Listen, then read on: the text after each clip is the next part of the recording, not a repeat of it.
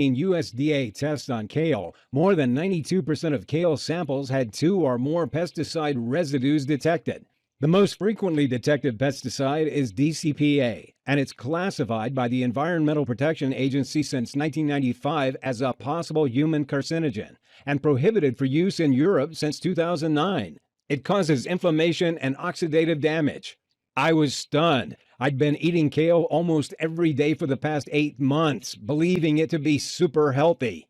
And all this time, kale was destroying my body from the inside. And it made me determined to try a solution out. He printed out some sheets of paper and scribbled on them for a few minutes, then handed me a binder. In that binder was the exact diabetes reversing method that had been perfected for his patients. Try this for 3 weeks, he said. Then check your blood sugar levels. I reminded Professor Freeman that I couldn't exercise due to my damaged kneecap. There's not a single workout in my program, he replied. And in fact, I don't recommend that you exercise.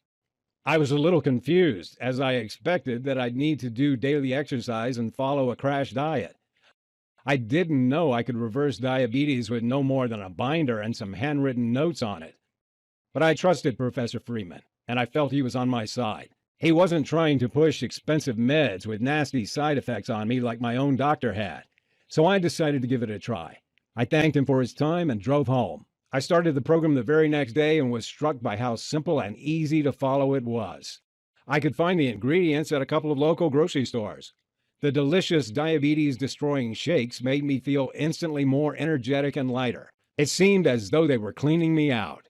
That first night, I slept the whole way through and woke up feeling reinvigorated. I'd usually need 2 coffees to get going each morning, but this day I felt restored and more energetic. 1 week later, my fasting blood sugar was down from 287 to 196. Next week, it was down to 155. And 3 weeks after starting the program, I dipped right down to 123. I checked for a couple of days and my fasting blood sugar wavered above 135 a few times. Then I noticed Professor Freeman had added a handwritten note saying that I had to eat a little earlier in the evening than I was. I did what he said, and 3 days later my blood sugar levels were down to a healthy 118 and stayed there. The fat was falling off my frame. My energy levels were starting to soar.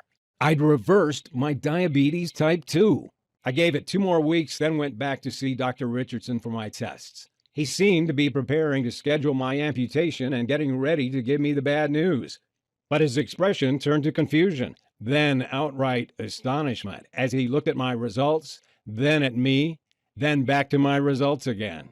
"These numbers are off the charts," he said. "Not once has anyone come in here after a few weeks with such a huge improvement. Congratulations, you now have the fitness levels of a healthy 40-year-old, and we can forget about the amputation surgery. We'll monitor you for now, but you won't be needing the medication anymore." I nodded my head in agreement without telling him I'd thrown my meds in the trash 2 weeks earlier. I walked out of there a free man, with the biggest grin ever on my face. Could you imagine your doctor tells you you're free of diabetes?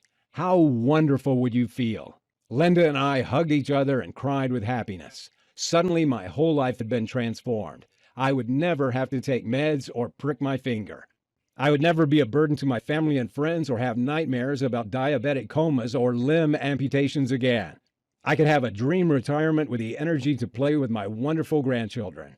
I could go out to restaurants and not have to worry about how tired I would get or what food I could eat. I was finally free from diabetes type 2. The first thing I did after hearing the news was go see my grandson Lucas. He looked worried as I kneeled down to speak to him, as if he remembered when the doctor was discussing my leg amputation. "Grandpa's better now," I told him, smiling. "We can go play together as much as you want." Seeing the biggest, happiest smile break out on his face was the best moment of my entire life. He jumped up and hugged me, giggling with joy. "I love you, Grandpa," he said. I felt like $1 million at that moment. And, I'm embarrassed to admit, I burst into tears. The emotions were too much. The little guy was too young to understand that it was all thanks to him. 3 months later, I had a checkup and I was as healthy as I'd been since my 20s.